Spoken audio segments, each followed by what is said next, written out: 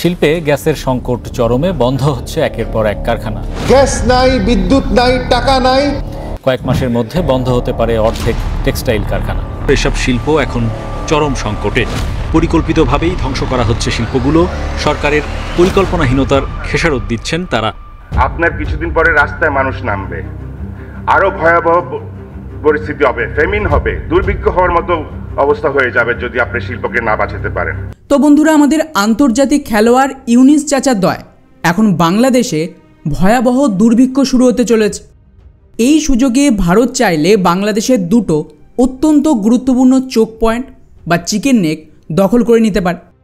আর এটা কোনো মিডিয়ার খবর নয়, বরং ভারতের বর্তমান সরকারের মুখ্যমন্ত্রী হেমন্ত বিশ্ব শর্মা আনুষ্ঠানিকভাবে এই বক্তব্য দিয়েছে। তার দাবি অনুযায়ী বাংলাদেশের দুটো কৌশলগত চোক পয়েন্ট রয়েছে, যার মধ্যে একটা হলো রংপুর ডিভিশন, যা শিলিগুড়ি করিডোরের পাশে অবস্থিত। এটা দখল করলে ভারতের যে চিকেন নেকের সমস্যা সেটা আজীবনের জন্য সমাধান হয়ে যাবে। অন্যদিকে চট্টগ্রামেরও একটা ছোট্ট অঞ্চল রয়েছে, সেটা যদি ভারতীয় সেনাবাহিনী দখল করে নেয় তাহলে পুরো চট্টগ্রাম আমাদের করায়ত্তে চলে আসবে। যাকে নিয়ে হেমন্ত বিশ্ব শর্মার দাবি, 1947 সালে চট্টগ্রাম হিল ট্যাক্সে অমুসলিম জনসংখ্যা ছিল এবং সেখানকার চাকমা নেতা ভারতের পতাকা উত্তোলন করে ভারতে যোগদানের ইচ্ছা প্রকাশ করেছিল। কিন্তু দুর্ভাগ্যজনকভাবে তৎকালীন নেহেরু সরকার আর কংগ্রেস পুরো চট্টগ্রামের হিল ট্যাক্স পাকিস্তানকে দিয়ে দেয়। এখন ভারত চাইলে সেই ঐতিহাসিক ভুল শুধরে নিতে পারে। এখন স্বাভাবিকভাবেই হেমন্ত বিশ্ব শর্মা কোনো সাধারণ নেতা নন, উনি উত্তর পূর্ব ভারতের বিজেপি সরকারের স্তম্ভ। তার নেতৃত্বেই কিন্তু বিজেপি উত্তর পূর্বের রাজ্যগুলিতে সরকার গঠন করতে পেরেছে। তাকে উত্তর পূর্বের অমিত শাহ বললেও খুব একটা ভুল হবে না। তাই যখন এমন একজন উচ্চপদস্থ নেতা অন্য একটা দেশ নিয়ে এই ধরনের বক্তব্য দেন, তখন স্পষ্টতই বোঝা যায় যে এটা ওপর থেকে নির্দেশ তো রয়েছে। ফলে প্রশ্ন উঠতেই পারে যে এই মুহূর্তে ভারত আর বাংলাদেশের মধ্যে ঠিক কী চলছে, আর ভারত এখানে কি করতে চায়। তো বন্ধুরা, বাস্তবতা হলো ভারত বাংলাদেশকে সম্পূর্ণ ধ্বংস করার পরিকল্পনা করে ফেলেছে। উদাহরণস্বরূপ, বাংলাদেশের প্রথম আলোর প্রতিবেদন অনুযায়ী গত 7 মাসে ওদের দেশ জুড়ে 95টা ছোট বড় কারখানা সম্পূর্ণ বন্ধ হয়ে গেছে, যার ফলে 62,000-এর বেশি কর্মচারী কাজ হারিয়ে পথে বসেছে। আর শুধু তাই নয়, গতকালই বাংলাদেশের শিল্পপতি আর কারখানা মালিকরা সতর্ক করে দিয়েছে যে অদূর ভবিষ্যতে দেশে ভয়াবহ দুর্ভিক্ষ দেখা দিতে পারে। গতকালই বাংলাদেশের টেক্সটাইল মিলস অ্যাসোসিয়েশনের একটা সংবাদ সম্মেলনে জানানো হয়েছে যে দেশ জুড়ে তীব্র জ্বালানি সংকটের কারণে শতাধিক গার্মেন্টস কারখানা বন্ধ হয়ে যাচ্ছে। ফলে আগামী কয়েক মাসের মধ্যেই দেশের দুর্ভিক্ষের অবস্থা তৈরি হবে এবং তাদের পূর্বাভাস অনুযায়ী বাংলাদেশের অর্ধেকের বেশি টেক্সটাইল আর গার্মেন্টস কারখানা এর ফলেই বন্ধ হয়ে যাবে, যাতে কয়েক লক্ষের বেশি শ্রমিক সম্পূর্ণ বেকার হয়ে পড়বে। আর এই সমস্ত কিছুর পেছনে 3টে বড় কারণ রয়েছে। প্রথমত, গ্যাস সরবরাহের অভাব। বাংলাদেশেরই দৈনিক বাণিক বার্তার প্রতিবেদন অনুযায়ী সরকার নাকি পর্যাপ্ত পরিমাণে গ্যাস সরবরাহ করতে পারছে না।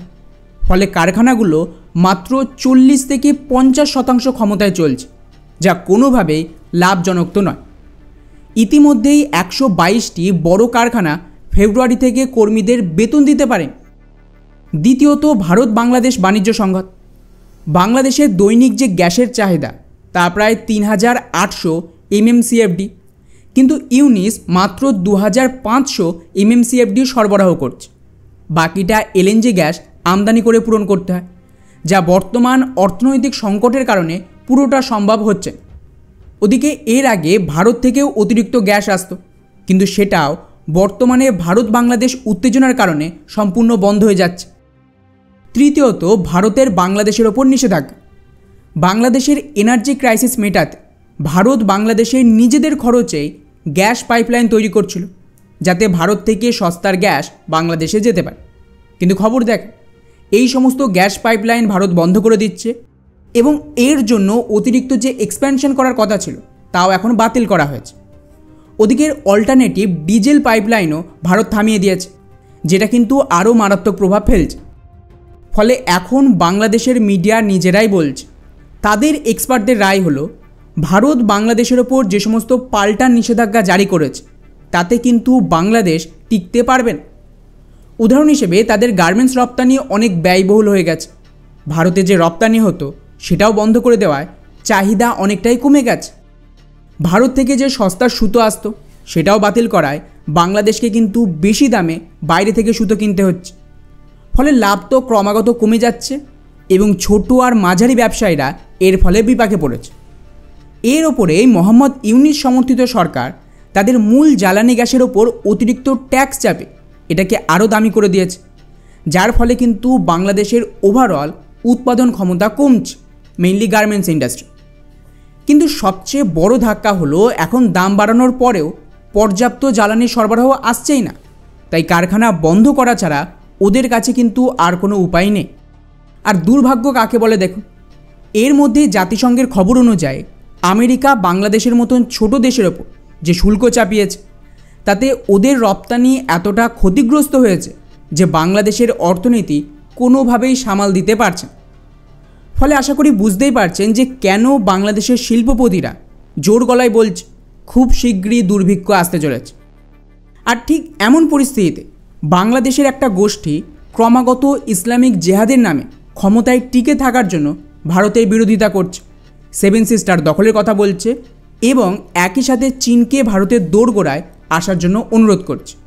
বিশেষ করে ওদের যে লালমনিরহাট এয়ারবেস রয়েছে, যা আমাদের চিকেন নেকের একদম পাশে, সেখানে চীনকে আনতে চাইছে। আর এটাকে নিয়ে পাল্টা ভারত হুঁশিয়ারি দিয়েছে, যদি আমাদের জন্য এখানে কোনো রকম হুমকি তৈরি হয় তাহলে আমরা বাংলাদেশের 2টো চিকেন নেকের ওপর হামলা করে পুরোটাই দখল করে নেব। অর্থাৎ এখানে সামরিক অপশানও ভারত টেবিলে রাখছে। একদিকে তো অর্থনৈতিকভাবে ওদের ধ্বংস করাই হচ্ছে, ঠিক সেই মুহূর্তে যদি বাংলাদেশ কোনো ভুল চাল দেয় তাহলে ভারত সেটাকে হাতিয়ার বানিয়ে নিজেদের চিকেন নেকের সমস্যার সমাধান করে নেয়। অর্থাৎ মূল কথা হলো নোবেলজয়ী ডক্টর ইউনূস আমেরিকার নির্দেশে গোটা বাংলাদেশকে দেউলিয়া করে দিয়েছে।